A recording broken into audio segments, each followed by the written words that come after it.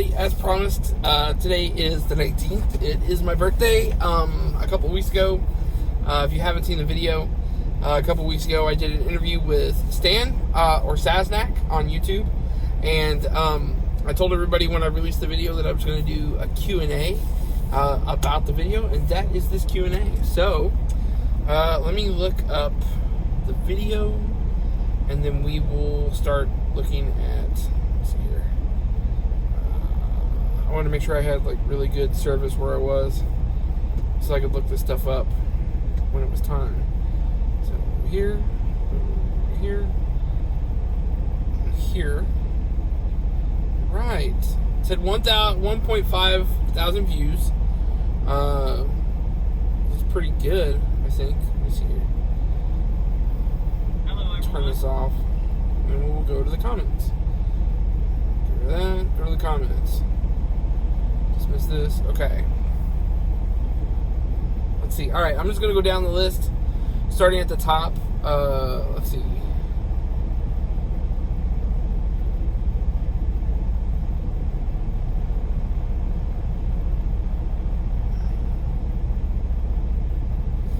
Okay, so, Malifestro, I hope I'm pronouncing that correctly, said, great interview, and Mike, that was a great story, thanks for telling it. Forgot to touch on what kinds of loads Stan gets with his truck now, and how much they normally can bring in, unless I missed that part. That's how much they normally bring in. That's going to be for Stan to really talk about, because I'm not going to talk about how much money he makes. He and I have talked about it a little bit, so I know that if you call Choice Transport, the company that he works for, and you talk about how much he makes, I think it's like $1.40 or $1.60 a mile, somewhere in there, for unloaded trailers, but not for, I think loaded trailers are like $1.80 a mile or something like that. I remember we were talking one day about bedbuggers, people that haul furniture trailers, and about what kind of money they make and how they make their money or whatever. And he was telling me that he gets, when he hauls a furniture trailer, I think he gets $1.80 a mile. But he hauls all kinds of things. I know Choice Transport. I met another driver from Choice Transport who was hauling a loaded reefer trailer. I think it was full of broccoli or spinach going somewhere.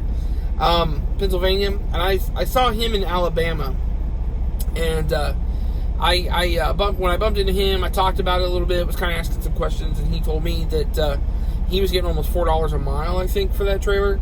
So it's a pretty good deal sometimes when you get it, or no, $4,000 maybe. He was getting $4,000 to haul the trailer all together. So depending on how many miles that is, and I didn't ask him the miles, but that's what he was doing.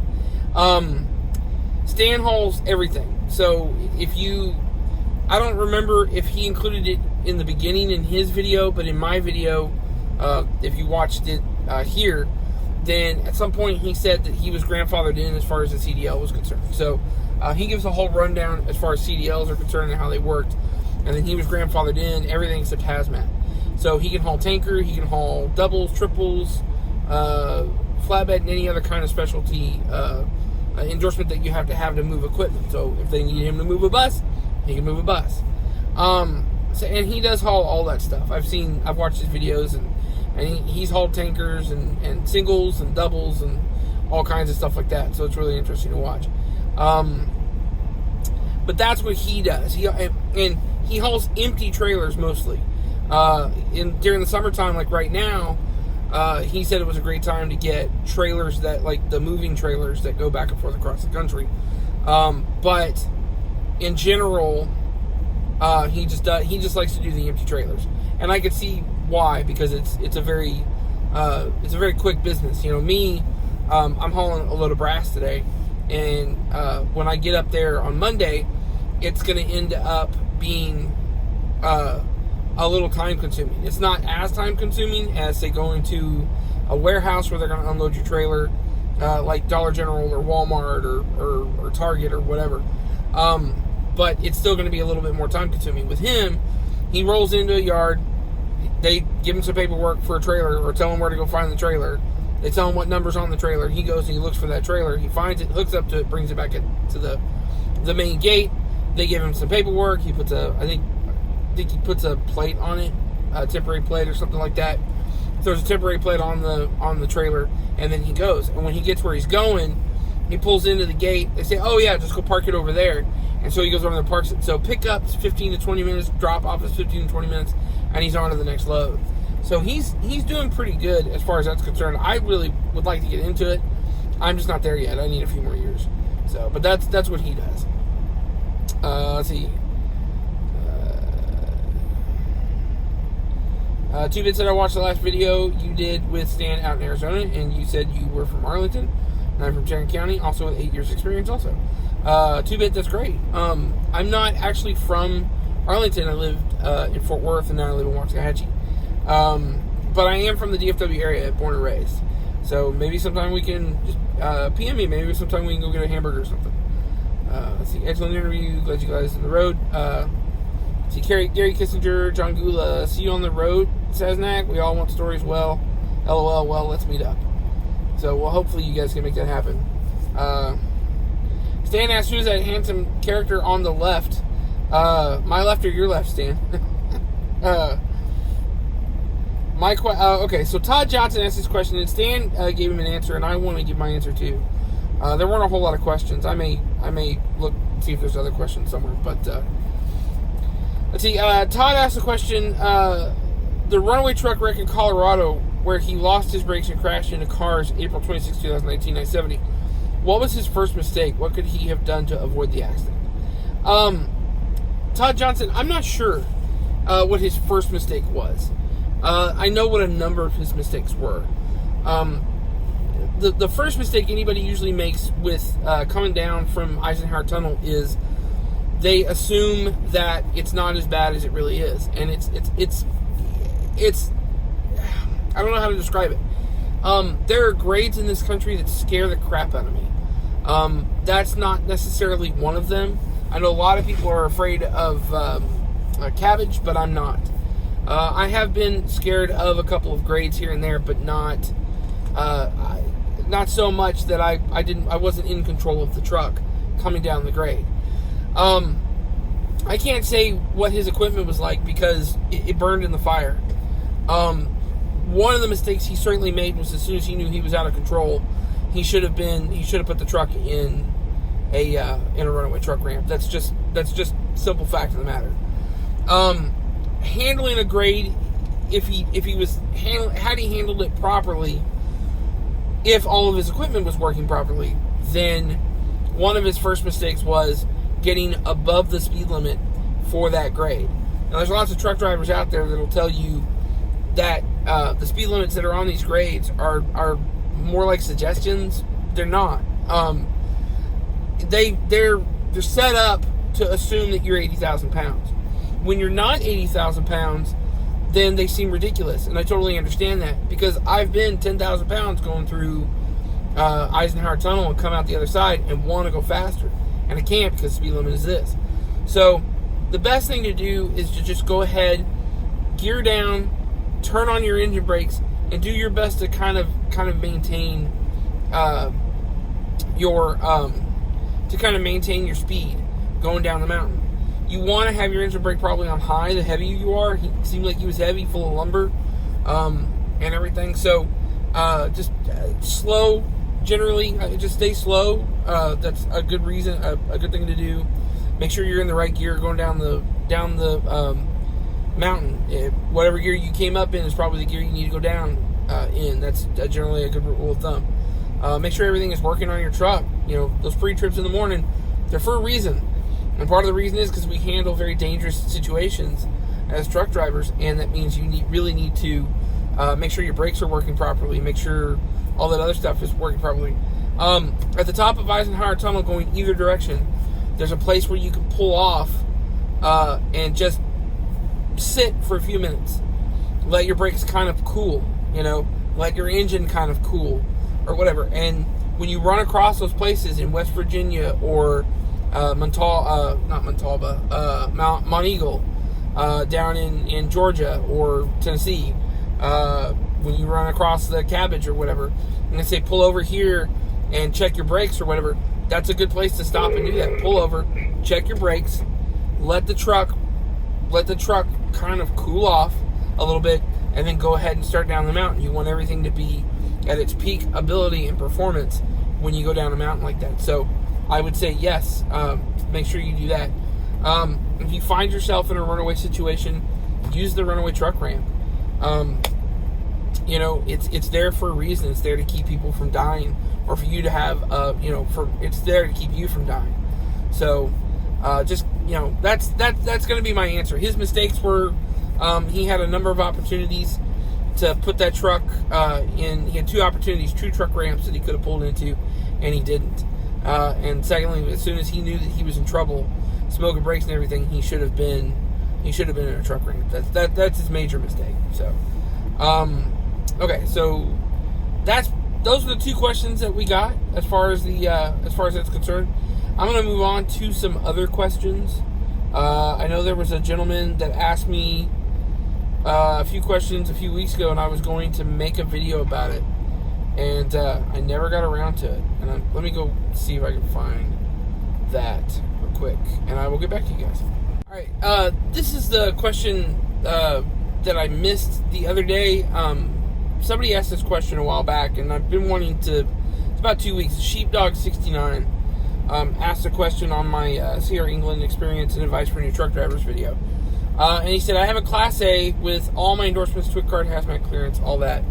I've held a class for 2 years. I want to start a trucking company, but I want to get some over-the-road experience on before I just go buy a truck and stick a guy in it to drive for me. I want to get a year of over-the-road under my belt. I do local hazmat tankers and drive-in only right now, and I don't drive full-time, like 2 to 3 days a week, and the rest I do facility maintenance, fleet maintenance, and welding. The only problem is my driving record is kind of fucked, to be honest. 3 speeding tickets and 3 are legit, like 10 miles per hour over speeding tickets, and they're all in my personal car. For fuck's sake, one was most recent, was 14 months ago, and then I have one that was 29 months ago, one that was 25 months ago. I'm wondering if I'm even eligible to be a full-time driver for a different company. Oh well, shit. Plus, I'm kind of growing to resent my current job. For 6 years, I gotta get the fuck out of here. The stress is killing me. Sheepdog, so that's a lot. And let me tell you right now, I totally understand the whole growing to resent your current job. I've been there. It happens. And when that happens, the best thing to do is to get out as soon as you can. I'm going to tell you this, and it's one of the dirty little secrets in trucking, probably. And I'm going to tell you anyway. Most of your mom and pop companies really don't care about your driving record. Or a lot of mom and pop companies really don't care about your driving record.